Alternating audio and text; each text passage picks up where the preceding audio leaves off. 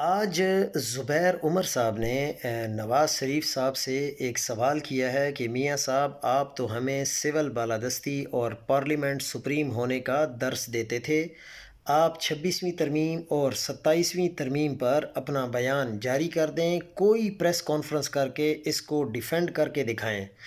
شہباز شریف نے پونے 4 سال میں سینکڑوں غیر ملکی دورے کر لیے، کم از کم 200 ایم او یوز سائن کیے جس کی مالیت 25 ارب ڈالر سے اوپر بنتی ہے، لیکن ایک ٹکے کی انویسٹمنٹ نہیں آئی، بس ایم او یو سائن کر کے لوگوں کو بے وقوف بنایا ہوا ہے۔